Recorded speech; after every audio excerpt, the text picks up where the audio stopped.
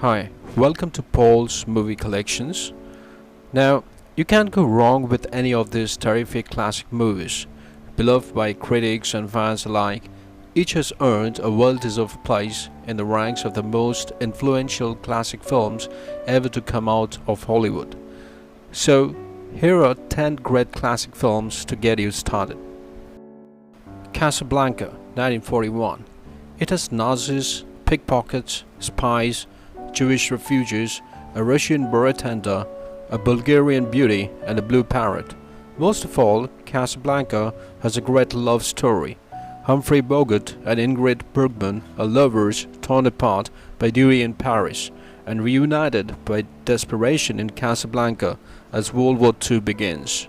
Round up the usual suspect and watch it for the first time or the 50th. Dr. Strangelove, 1964, a black comedy that deftly disembowels the idea that nuclear war is winnable. Dr. Strangelove is a Cold War film that transcends its time, bleak, suspenseful, quirky, and hugely funny. It's a reminder that not so long ago, we all stood at the brink of global destruction, and that it wouldn't take much to bring us right back. Mr. Smith Goes to Washington, 1939. Jimmy Stewart as a naive young man appointed to the Senate and Claude Rains as a corrupt old Pole can make you believe in democracy all over again. No matter how jaded you have become. Okay, so Mr. Smith feels a little corny these days, but what's wrong with nitty-gritty love of country and the kind of patriotism that puts principle above profit? To Kill a Mockingbird, 1962. In a great American film from a great American novel, Gregory Peck, a small-town lawyer, Atticus Finch, battling racism, injustice, poverty, ignorance, and even a rabid dog in the rural South. Beautiful and hauntingly sad, To Kill a Mockingbird is one of those movies that shows us who we want to be, even when we fail. Some Like It Hot, 1959. Everybody's at their best in this fine little piece of comic fluff. Some Like It Hot with Marilyn Monroe proving her comic chops as a dizzy blonde and showing her assets in some of the slinkiest screen outfits ever. Jack Lemmon and Tony Curtis are hilarious as buddies in drag hiding out from the mob in an all-girl orchestra. Priceless. Ben-Hur, 1959.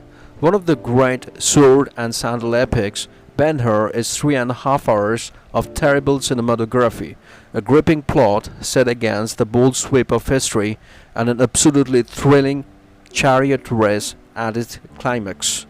The most expensive movie of all time when it was made, and the first film ever to be blessed by the Pope. It's a feast for the eyes and a must-see classic.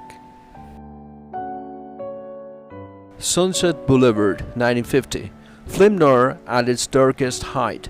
Sunset Boulevard is a sad take on old Hollywood, faded grandeur and ugly fate.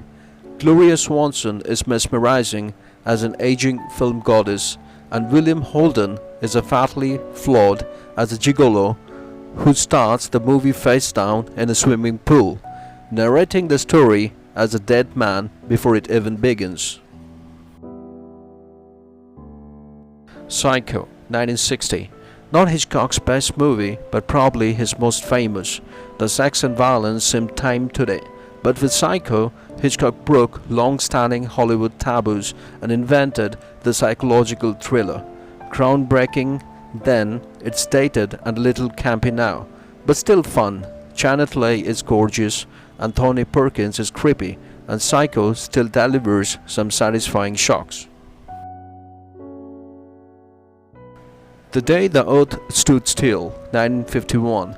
In a fantastic example of early science fiction, a single alien and his all-powerful robot invade the Earth and demands cooperation in the cause of interstellar peace. Tense and chilling, helped set the Cold War sci-fi archetype, with strange aliens standing in for the Red Menace and the threat of communist invasion. It Happened One Night, 1934. In the best of the Zanzibar rich people, comedies so popular during the Great Depression, Clark Gable caused a sensation by taking off his shirt on screen. Claudette Colbert is a willful heiress pursued by Gable's wisecracking reporter on a cross-country romp. It Happened One Night is charming and the great-grandma of all the screwball romantic comedies, and she's still got great legs.